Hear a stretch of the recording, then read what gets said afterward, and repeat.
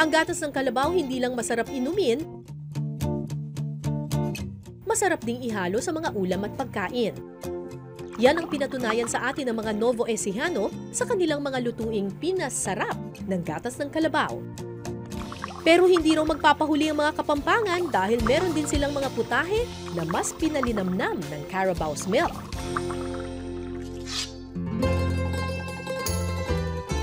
Noon pa man daw sa probinsya ng Pampanga, isa ang gatas ng kalabaw sa mga produktong ipinapalit sa barter trade.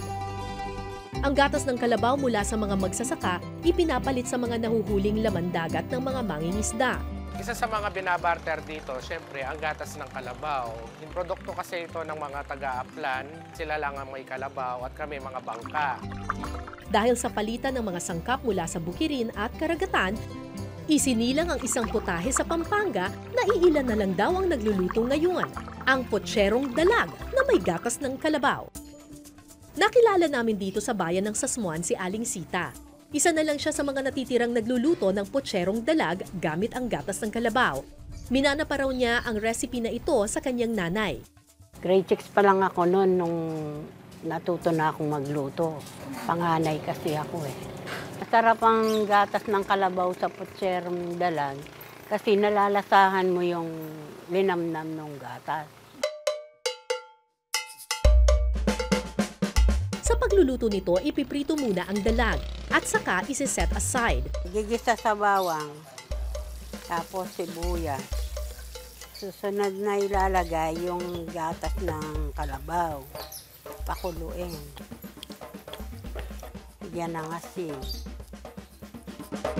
Ang karaniwang potsyero na pamilyar sa atin, pula ang sabaw dahil sa kamatis o tomato sauce. Pero ang sabaw sa potsyerong ito, kulay puti.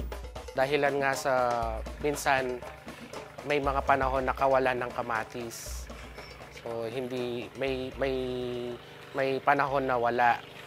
So naisipan ng mga taga-coastal na imbes na kamatis ang gagamitin, ang gatas ng kalabaw ang ginamit sa paggawa ng potsyero. Pwede nang idagdag ang mga gulay gaya ng repolyo at pechay. Sunod na ilalagay ang piniritong patatas, piniritong saging at piniritong abitsuelas. Huling ilalagay ang piniritong dalag. Konting kulo pa, pwede nang ihain ang potsyerong dalag. Mangantamo! Masarap siya at saka lasa siya ng gatas ng kalabaw. Kaya para sa amin, the best. Sarap ah. Lasang gatas. Wala masabi, basta masarap.